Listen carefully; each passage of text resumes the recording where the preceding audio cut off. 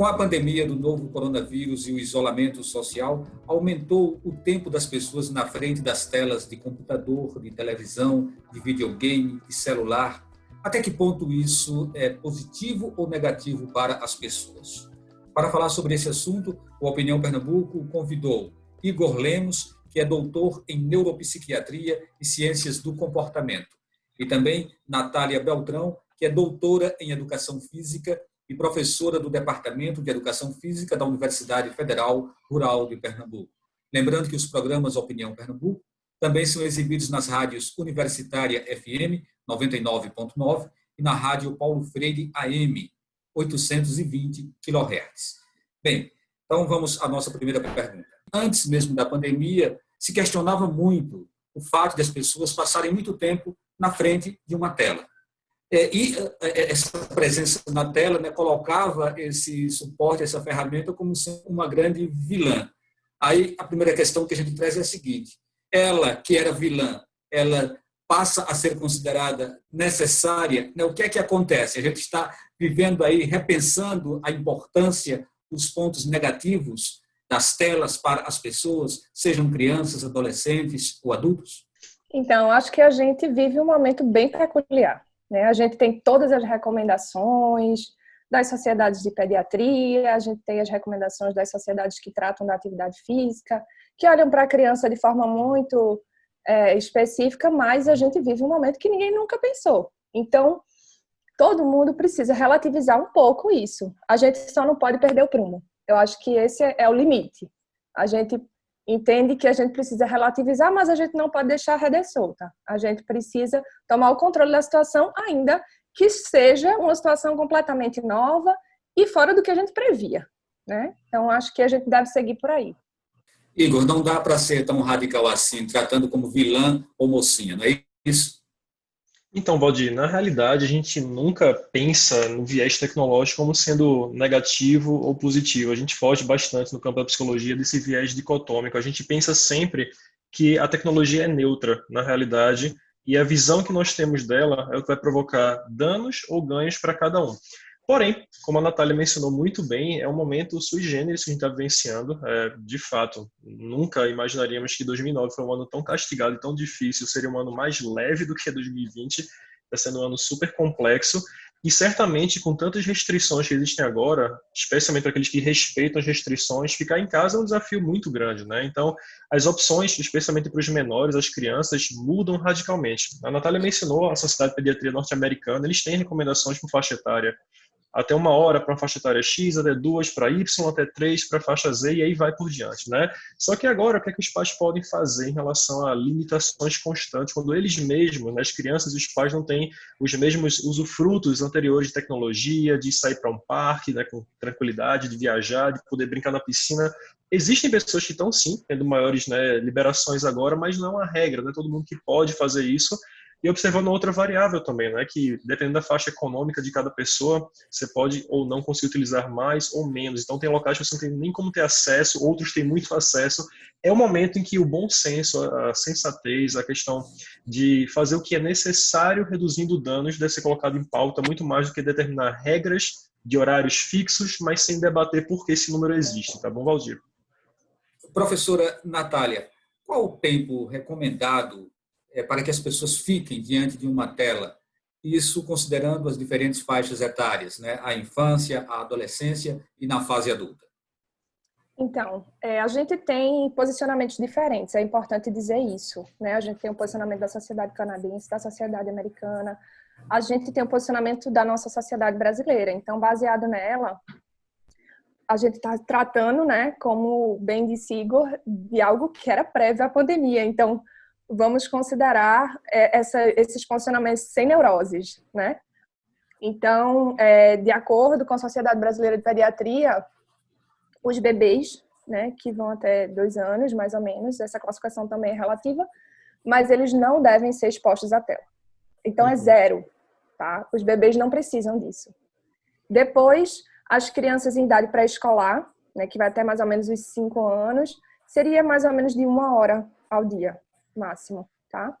Depois, os escolares, né, seria de 2 horas por dia, E na adolescência já se pensa até 3 horas, incluindo telas de uma forma geral. A gente não pode pensar somente em uma TV, mas a gente tem que pensar todo o equipamento tecnológico iluminado e animado. Isso conta tudo. E conta, inclusive, o tempo que as crianças estão executando, por exemplo, atividades didáticas. Tá? Então, é um tempo geral que conta tudo que a criança faz diante desse recurso. Essa seria a recomendação da nossa sociedade. A gente acredita que o formato do programa de hoje está bem interessante, porque a gente quer fazer uma análise em cima tanto dos aspectos emocionais, né, psíquicos da criança, como em relação aos aspectos físicos. E aí, essa recomendação, ela leva em consideração também essas diretrizes, né? Então, vamos voltar para Igor para falar do ponto de vista da psiquiatria. Quando se diz é necessário controlar, é necessário ter um tempo determinado, e numa determinada faixa de idade, você não deve sequer expor a criança muito novinha à tela. Então, do ponto de vista da psiquiatria, o que é que se considera em relação a essas definições, a esses parâmetros? Então, bom, eu vou me posicionar como psicólogo, apesar do meu doutorado ser em neuropsiquiatria, eu sou psicólogo clínico, né, por essência, mas sim, eu posso falar sobre o âmbito psiquiátrico também, que são colegas meus, mas sem falar, obviamente, sobre o viés farmacológico, que é a área deles em específico, né? Mas um dos pontos que a neurociência menciona, Valdir, por exemplo, para os menores de 0 a 2 anos, fala muito sobre a questão da baía de mielina, que é um composto, né, uma parte de um neurônio, e quando há uma exposição para essas crianças, o cérebro delas que está em maturação e desenvolvimento não consegue absorver bem aquela informação e pode gerar uma destruição dessa bainha, né, dessa camada que é uma comunicação entre axônio e dendritos. Então, assim, isso não é nem um pouco benéfico para as crianças, e como não há ainda, né, grandes estudos, porque isso é muito recente ainda, do que isso pode causar em 20, 30 anos para quem faz uso agora, porque isso seriam estudos longitudinais, a gente não tem uma demanda para isso ainda, são estudos ainda recentes, né? A gente tem uma esfera nova de crianças utilizando tecnologia, então a gente não sabe quais danos isso pode causar. E uma outra demanda que é importante, Valdir, mencionar, é sobre a questão da frustração, né? Existe, infelizmente, uma estratégia compensatória dos familiares, dos pais, em deixar a criança fazer uso de tecnologia para ela ficar simplesmente calada, que a gente chama de chupeta digital. É uma analogia bem interessante em que elas ficam quietinhas, sei lá, no restaurante ou então em casa, você entrega para elas um tablet ou então outro objeto, elas ficam quietas. Só, porém, tem uma questão, isso reforça um comportamento, reforça um hábito, isso não é uma regra, dizendo, Igor, então nunca entregue. Pode, com parcimônia, mas você não deve fazer isso uma regra para a criança entregar com frequência, senão ela vai, e outras crianças serem juntas, um exército de crianças que não toleram bem frustração. Isso é um grande problema. Então, tem duas questões, uma neurocientífica e uma outra da psicologia comportamental. Então, sim, isso deve ser bem pensado e bem estipulado. Porém, Valdir, só para finalizar minha fala, os pais, infelizmente, eu atendo vários, né? Minha demanda é clínica, é manhã, tarde e noite em consultório, então eu atendo uma demanda muito grande sobre esse assunto.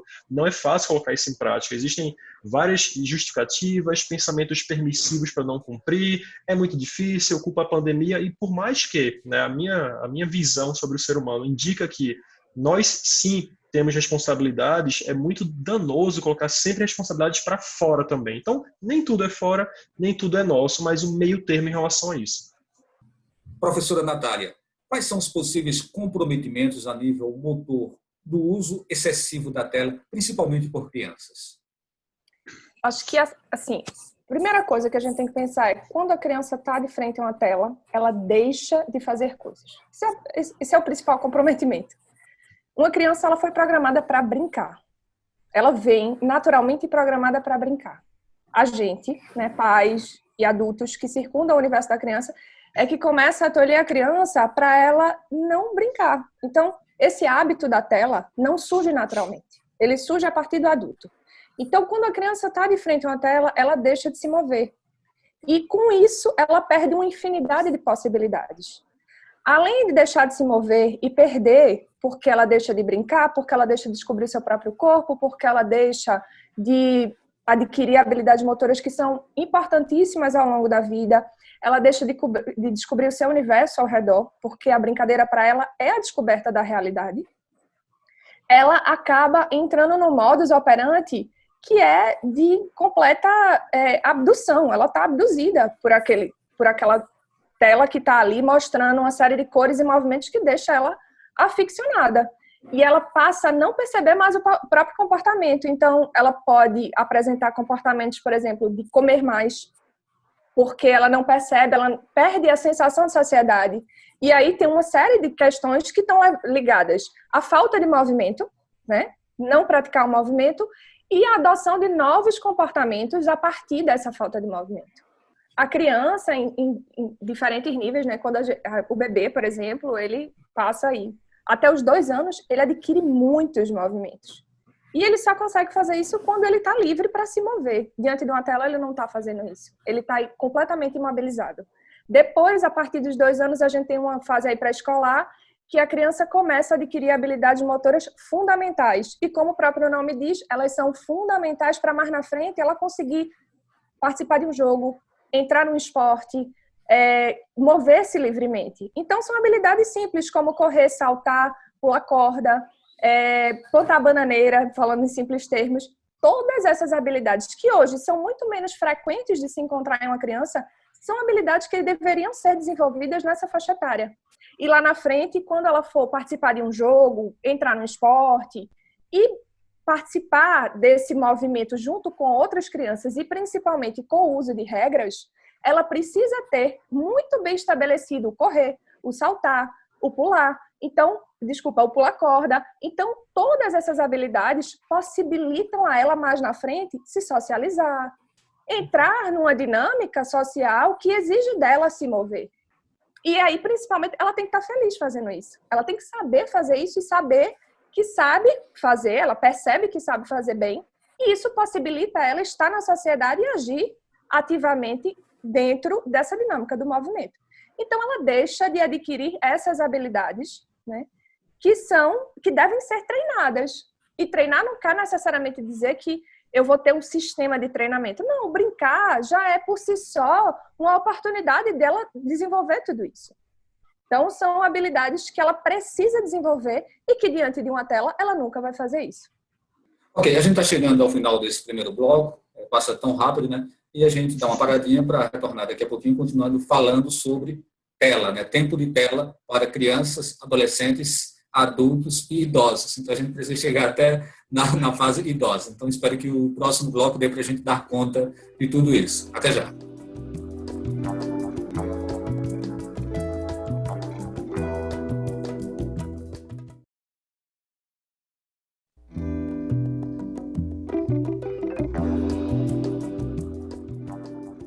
Estamos de volta com o programa Opinião Pernambuco, conversando sobre o tempo de tela. E nossos convidados são Igor Lemos, que é doutor em Neuropsiquiatria e Ciências do Comportamento, e também Natália Beltrão, que é doutora em Educação Física e professora da Universidade Federal Rural de Pernambuco.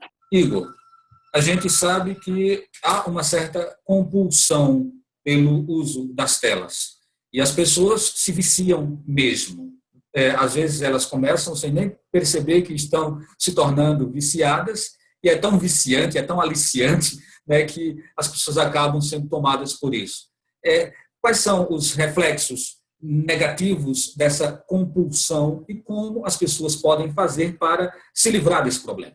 Muito bem, Valdir, são 3 questões que eu vou tentar trazer de uma maneira mais breve, né? Sobre o que é que origina, né, de alguma forma, por que as pessoas têm essa tendência às compulsões ou dependências e o que a gente pode fazer em relação a isso, sabendo quais são os sintomas. O primeiro ponto que nós buscamos compreender, Valdir, é o caráter etiológico. Etiologia seria a origem da coisa, por assim dizer, né? Normalmente a gente observa na clínica, na literatura científica, algo vinculado a famílias disfuncionais, ascendência genética em relação à dependência de outras ordens, estresse crônico, transtornos psiquiátricos de outras ordens não tratados, como a depressão ou a fobia social, que é o transtorno de necessidade social, e aí vai. Existe uma base que a gente chama de vulnerabilidade ou fatores de vulnerabilidade ou risco. Soma-se a isso ao funcionamento que eu chamo de mental, sentimental e comportamental, como uma tríade. O garoto ou a garota começa a desenvolver uma série de pensamentos, sentimentos e comportamentos que vão intensificando o mau uso de tecnologia. Em algum momento, como você mesmo mencionou, eu comecei a usar, a jogar, a ficar muito tempo no celular. Existe uma liberação de um neurotransmissor chamado dopamina, que ele, dentre as suas várias funções, uma delas é o prazer, sentir prazer. Isso gera um condicionamento, uma manutenção desse tipo de comportamento ou hábito, e nisso o sujeito começa a ter incapacidade de lidar com suas outras questões de vida. E aí vem os sintomas, interferindo na relação familiar, com amigos, desempenho acadêmico, alteração de humor quando o uso é interrompido, maior tempo de uso do que antes para obter o mesmo nível de prazer. E aí tem vários outros sintomas que o DSM-5, que é o Manual da Psiquiatria, ele em 2013, na versão em inglês, colocou o transtorno de jogo pela internet, e 2014 a versão em português, como um possível transtorno psiquiátrico, e o CID-11 coloca já como um transtorno psiquiátrico, que é o Manual da OMS. As consequências são várias, né? Como eu mencionei para você, só que nem todos os sujeitos, Valdir, eles compreendem que passam por um problema. As crianças julgam que é uma besteira. Os pais muitas vezes nem sabem que a criança tem um problema, o adolescente muito menos. Quando a demanda de consultório, por exemplo, de adultos busca o meu tratamento, é porque o dano que a tecnologia causou já é muito grande. E para idosos também, na realidade, não só para adultos jovens, mas idosos também. Então, existem comentários do tipo: Igor, meu casamento está chegando ao fim por causa disso, meu emprego está péssimo, eu não consigo mais passar em nenhuma disciplina, eu viro à noite no computador. Eles, infelizmente, né, é uma tendência até cultural nossa, brasileira, espera-se chegar numa situação muito ruim para buscar uma ajuda, ao invés de ter uma estratégia preventiva, que a literatura norte-americana, europeia, tanto trabalha com isso, né? Apesar dos Estados Unidos não ser o melhor exemplo de uso de tecnologia, mas ainda assim a gente não previne. E quando as pessoas buscam já uma situação muito difícil, e as crianças e adolescentes são empurradas, né, por assim dizer, ao consultório, porque elas não reconhecem, na maior parte das vezes, que tem um problema. Então, o principal ponto, Valdir, é reconhecer que há um problema, né? Existem ideias do tipo: vou fazer terapia por causa disso, isso não é um problema, que besteira. Isso é um problema sério. Existem zilhões de estudos, falar zilhões porque são muitos mesmo, em relação à neuroimagem, ressonância magnética funcional, estrutural, espectroscopia, eletroencefalograma, alterações genéticas vinculadas ao transtorno, alterações no dia a dia de várias ordens. A gente fala sobre outras comorbidades que ocorrem junto à questão do jogo eletrônico, da internet, da pornografia virtual. É muito sério esse assunto. Porém, é importante mencionar, nem todo mundo tem uma dependência, tá bom, Valdir? É uma parcela da população, outros não têm. Para a gente falar que todo mundo tem uma dependência disso, tá bom? Voltando para a Natália. Natália, quando você fala em comprometimento de habilidades motoras, isso pode chegar a uma atrofia, né? Quer dizer, suponho que possa chegar a uma atrofia, mas você que vai dar essa resposta. E eu perguntaria a você quais são os marcos do crescimento e desenvolvimento motor, né? Como que a literatura ela trata, ela acompanha essas questões. Até porque muitas vezes a gente ouve uma coisa meio vazia, né? A gente vê alguns profissionais chegam e dizem: não, é bom, é importante, não é. Mas por quê? Não é? Isso é científico, né? Que literatura é essa? Que pesquisas são essas que comprovam que esse fato de estar na frente de uma tela e você deixar de lado os movimentos podem ser definitivamente ruins para o desenvolvimento motor? É interessante que o movimento em si, ele não causa uma doença com sintomas muito perceptíveis. A gente não pode dizer que chegaria a uma atrofia, né? Porque uma criança diante de uma tela, ela não vai, de alguma forma, ela vai ativar a musculatura. Então, ela não vai chegar num nível de atrofia como um sujeito acamado. É diferente. Mas os sintomas, eles são a longo prazo, sabe? É sutil, é muito sutil isso. E por isso que é muito importante a sensibilidade dos pais em relação à percepção disso. Os marcos, eles são parâmetros, de fato, que a gente precisa atentar. E mais importante do que essa loucura que se cria em relação aos marcos motores, principalmente nos bebês, né, que os pais ficam desesperados para saber se os bebês estão alcançando os marcos motores, a gente precisa atentar não para a idade que eles são alcançados, mas se eles são alcançados e se há evolução do padrão de movimento ao longo da vida. Então, a criança ela não pode estar no mesmo estágio sempre. Então, por exemplo, desde pequenos, fazer suporte da cabeça, rolar, sentar, ficar em pé, caminhar, são marcos motores relevantes que deve se observar para quê? Para a gente saber se aquela criança ela tem um desenvolvimento típico. Ou seja, ela desenvolve-se normalmente? Ok. Depois daí, quando a criança começa a andar, mais tarde ela vai correr, a gente vai agora adentrar no que eu falei anteriormente, nas habilidades motoras fundamentais. O que eu preciso observar? A minha criança, ela sempre está adquirindo uma nova habilidade ou ela somente faz aquilo que eu observo e não vejo evolução? Então, Ela sabe correr, mas ela alterna a velocidade, ela sabe mudar de direção. Depois, ela sabe quicar uma bola, ela sabe chutar, ela sabe fazer habilidades diferentes com o mesmo material, no caso uma bola. Depois, ela sabe combinar habilidades, arremessar uma bola. Eu corro, ao mesmo tempo eu estou quicando e depois eu arremesso. Ela sabe executar essas ações. Então, a gente precisa perceber a progressão muito mais do que a idade que a criança está adquirindo cada uma dessas coisas. Porque um desenvolvimento típico inclui também essa evolução da habilidade motora. A gente não pode pensar numa criança estagnada, que adquire habilidades e permanece ali. Isso é bem típico de uma criança que adquiriu os marcos motores fundamentais, que são aqueles dos bebês, e depois estagnou. Esse é o comportamento mais normal. Por quê? Porque os primeiros marcos motores, eles são adquiridos por uma necessidade biológica. Se você colocar um sujeito, mesmo que ele não tenha estímulo algum, ele vai ficar em pé e ele vai andar. Depois daí, ele já não vai fazer aquilo que a gente espera. Uma criança que nunca foi exposta a uma bola, ela não vai saber quicar. E por isso ela precisa de um ambiente convidativo. Eu não diria que ela precisa de estímulo, porque, como eu falei, a criança vem programada para brincar, mas ela precisa ter contato com essa bola. Onde ela vai encontrar essa bola? Onde ela vai encontrar uma corda? Ela precisa ter esse ambiente que favorece o desenvolvimento da habilidade. E o adulto nisso é muito importante. Então, a gente precisa estar atento nesse desenvolvimento e quais são as nossas oportunidades. O que a gente oportuniza para a criança? Ok.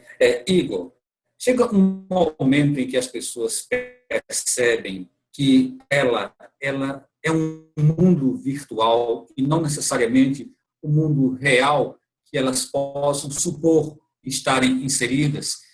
Sobretudo agora que a gente está vivendo essa pandemia do novo coronavírus e que as pessoas estão muito tempo na frente das telas. Elas estão sofrendo por isso, por dizer, caramba, eu queria estar no mundo presencial, no mundo físico. Não, eu estou no mundo virtual. Tá dando conflito isso?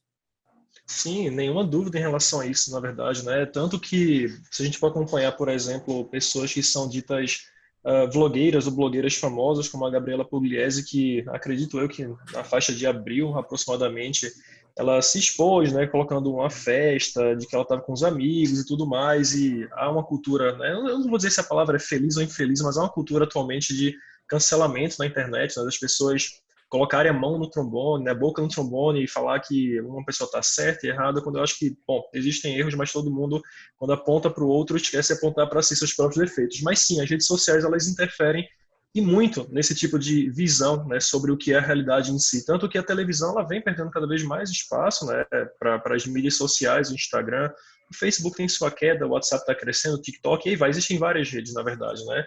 Então, existe essa ideia de que a grama do vizinho é muito mais verde do que a nossa, existe aquela ideia de que o outro, por exemplo, o relacionamento amoroso que acaba, está sendo muito mais feliz sem mim do que agora, né, mostrando as fotos. Então, é um universo convidativo, né? A Natália até mencionou uma palavra sobre isso, mas eu vou apenas colocar como meu termo, é um efeito quase que hipnótico, né? A gente chama de ecrã, que são as telas, elas têm um efeito hipnótico. Então, sim, isso pode gerar comparações, pode gerar pior na autoestima, pode aumentar os sintomas de ansiedade, depressão também, e N outras coisas, né? De aumentar o nível de compras, a ideia de um corpo perfeito que não existe.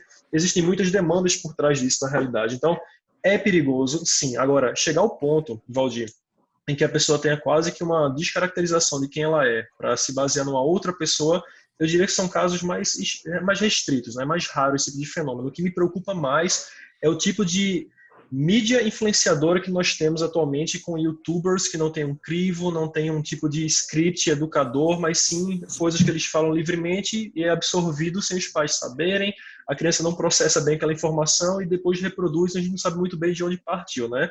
Eu não sou a favor da censura, mas ao mesmo tempo é importante saber o que é que está sendo consumido. Ao menos isso eu acho que deveria ficar muito claro nas mídias e não há, na verdade, né? Então fica uma bagunça virtual ainda. Natália, as academias não são adaptadas para crianças. Normalmente você, depois de um adolescente, né, de determinada idade, jovem, adulto, é que frequenta a academia. E aí a pergunta é, a quem compete treinar, habilitar as crianças para elas terem os movimentos de acordo com todos esses estudos que vêm sendo feitos no campo do desenvolvimento motor? Né? E se você teria algumas dicas para que as pessoas em casa, né, os pais, eles possam contribuir com o estímulo ao desenvolvimento motor da criança. Então, Uma coisa importante de mencionar é que, em todos os níveis, os estudos têm verificado que o que direciona o engajamento da pessoa com o movimento, né, seja exercício, atividade física, é o prazer. Então, os estudos têm mostrado que eu até consigo entrar num programa de exercício, mas eu só permaneço se eu me sentir feliz ali, se eu gostar de fazer aquilo. E isso é um divisor de águas para a gente, porque, principalmente para as crianças, elas nascem naturalmente programadas e a gente acaba cortando a felicidade delas de praticar o movimento. Porque desde muito pequena a gente fica dizendo assim, não suba ali, não faça isso, isso é perigoso. E elas vão criando uma dinâmica e um ciclo de negatividade com o movimento. Eu acho que é muito importante buscar espaços diversificados, oportunizar a criança a brincar livremente, deixar que elas façam escolhas, o prazer é guiado por elas. Então, elas precisam fazer escolhas, trazer diversidade de objetos, oportunizar a criança a estar dentro da natureza e, principalmente, postergar ao máximo a ligar a TV. Então, essa é a última opção. Busquem todas as outras antes de que isso aconteça. Então, vamos lá. Então, Igor, suas considerações finais. Bom, o primeiro ponto, Valdir, que é necessário é que os pais eles tragam, né, de alguma forma, o processo de conscientização, ou os pais ou responsáveis legais em relação às crianças e adolescentes, e para quem é adulto ou então um idoso, que tenha também um processo de conscientização e que o programa, por exemplo, Opinião Pernambuco ou outras questões que a mídia nos oferece tão boas, tão benéficas, possam ser o start, o gatilho para um processo de que você entenda que aquilo ali é um assunto importante, essencial a ser debatido, que a tecnologia ela tem benefícios, é um faca de dois gumes, como assim ela tem malefícios, também são graves esses malefícios, e que se não houver uma estratégia preventiva, isso vai gerar um grande dano, não somente à saúde pública, como à privada também. Então é necessário que a gente entenda que a tecnologia ela chegou para ficar, a gente não anda para trás em relação a isso, mas devemos sim ter um uso saudável delas. Então é esse o ponto que eu deixo, né, como um indicativo de que haja uma conscientização sobre um assunto tão importante como esse. Ok, então muito obrigado, professor Igor. Muito obrigado, professora Natália. Obrigado a vocês que nos acompanharam também. A opinião fica por aqui e a gente se encontra em um próximo momento.